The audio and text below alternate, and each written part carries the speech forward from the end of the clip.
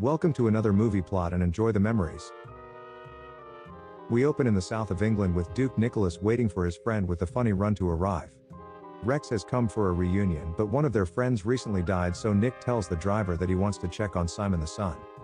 Nobody has seen him for months except for the haggard butler and 12 strangers who Simon insists are just part of an astronomical society. Nick smells a cult while Simon introduces them to the Countess, who can't see a foot in front of her face but still drives. When meeting one of the new members, Tanith, she takes an immediate attraction to the always confused-looking Rex. The cult society leader Mocata clearly has some kind of hold over the people that goes well beyond regular membership fees. As soon as Tanith realizes that these two aren't part of the cool kids club, she walks off, so Nick decides to eavesdrop on some conversations. He very casually takes the longest possible route to the drinks table, but everybody is just talking about space and stuff. Simon eventually kicks his friends out despite them only looking out for him because he says their ceremony can only begin with 13 people. Nick exits through the front door via the observatory on the roof, where he finds satanic imagery on the floor, but Simon says it's just decoration. The Duke has studied the occult, and upon discovering a black cockerel pounding poultry in the closet, his suspicions have been confirmed. He accuses Simon of meddling with black magic and urges him to stop because he made a promise to his father that he would keep him safe. When Simon refuses, Nick decks him and makes Rex carry his body out because he's just standing around doing nothing. The Duke then knocks out the butler with his other hand just to show off, and they kidnap Simon, which leaves Mocata one cultist short of a ritual. The friends bring Simon to the Duke's house, where he hypnotizes him out of his trance with a mirror and face touches. Nick then makes Simon wear a crucifix to bed while the grown-ups share a glass of whiskey and intense stares around the fireplace. When Rex asks Nick if he really believes in this hocus pocus, the Duke says, "Yes, you fool, how else do you explain the chicken freak show?" Upstairs, Simon begins strangling himself with the necklace, so the butler takes it off, but it was all just a ruse and he leaps out the window. The concerned friends break back into Simon's house to re-kidnap him, but the place is empty apart from a couple of worn-out birds. As they steal books from the observatory, smoke emanates from the floor and some random dude appears wearing a red nappy. He's so high that just looking into his bloodshot eyes causes Rex to fall into a daze, and he approaches the man to ask if he's holding. Nick was smart enough to avert his gaze and throws a crucifix grenade, which is any crucifix that comes into contact with evil. We never see that guy again, and the Duke sends Rex on a date with Tanith because she might like him enough to tell him where Simon is. As they're driving along, Rex learns that she hasn't been baptized into the cult yet, so he begins asking her questions about Mocata. Tanith is so afraid to answer that she tries to jump out of the moving car, so Rex thinks it's a good idea to bring this crazy woman to his friend's house. Marie is Nick's niece, while her husband Richard and their young daughter Peggy are just collateral damage who get dragged along for the satanic ride. Who would have thought that the crazy cultist would steal Rex's car, so he takes the families and goes after her in a high-speed chase through puddles and green screens. Mocata's eyes appear in Tanith's mirror to say that he will help her escape when the windscreen of Rex's car suddenly turns opaque. He punches a hole straight through a sheet of plate glass without cutting himself, so Mocata causes a fog to appear over the road. No half-baked giant baby appears, only a tree that Rex crashes into, but fortunately his plot armor protects him from any harm. Returning to the road, Rex is nearly run over by the Countess, who didn't even see him standing there, and leads him straight to the cult's hideout. He stows away in the trunk of one of their cars as the cultists drive into the woods for a large gathering of people with nothing better to do. Rex witnesses Mocata in his pretty purple robe conducting the newcomer's baptism ceremony, which begins with the slaughter of a goat. The cult goes crazy for the blood and begin partying like it's 1692, so Rex leaves to tell Nick that he's gotta come check this out. Right. Upon arriving, the Duke gives Rex some vials of salt, which is a very effective weapon against evil or unseasoned meat. They spy on the gathering as some drunk dude pours blood into Tanith's eyeball, but I don't think that was part of the ritual. She's now unable to see the devil appear under the guise of a mutant goat called Baphomet, but he goes by many names including the Fantastic Monster.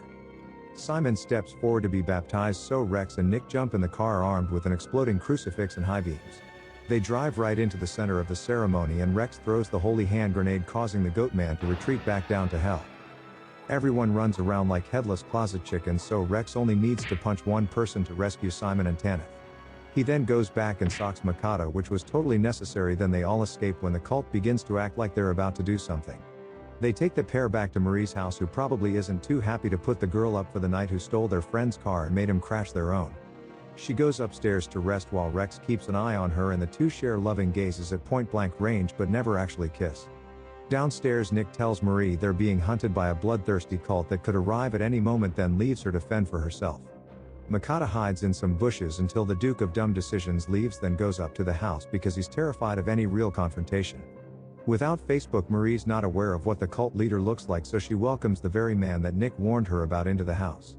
Mocata takes control of her mind then, like a good Wi-Fi, his power travels through walls, and does the same to Tanith and Simon. The former grabs a display dagger and prepares to kill a sleeping Rex while the latter strangles Richard, but the husband should just punch him. Suddenly Peggy enters, distracting Mocata and breaking his control over the pair, so he leaves but warns the family that something will return. Tanith tries to run away to protect everybody from herself, but Rex runs her down because he'd rather risk his friend's family for this complete stranger.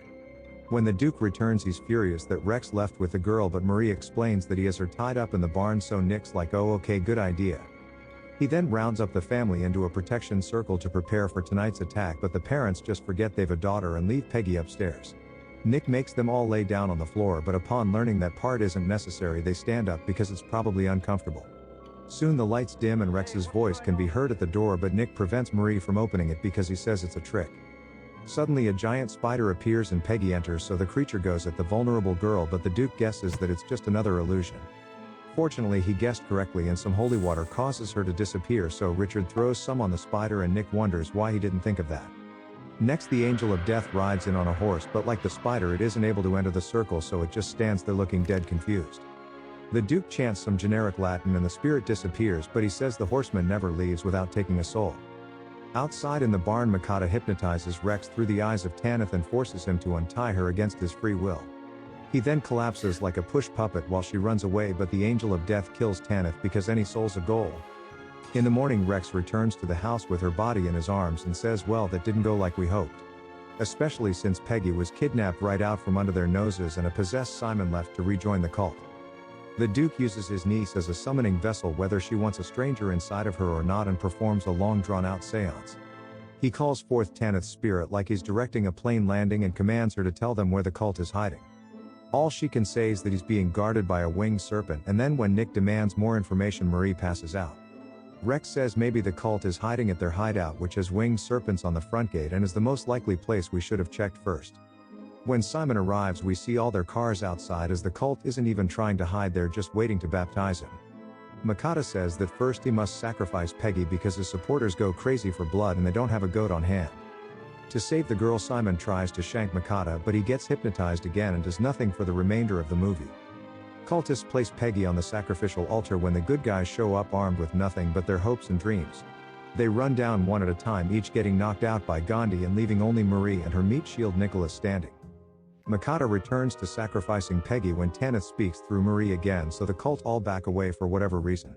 Surprised, they don't all just jump her because she just walks up, frees Peggy, and calls forth a lightning bolt from Zeus himself to destroy the altar. It sets the room on fire and all of the cultists perish in some divine judgment, including Mocata, who put up no resistance to this whole thing. None of their astrological crap can be sold because it all disappears and the survivors wake up sometime later back at Marie and Richard's. Nick says that time has reversed, which is why Tanith is still alive, but then says the Angel of Death traded her soul for Mocata, so take your pick. With Peggy safe, the Duke says they should all thank God if they don't want to find their cars struck by lightning in the morning. And the movie ends.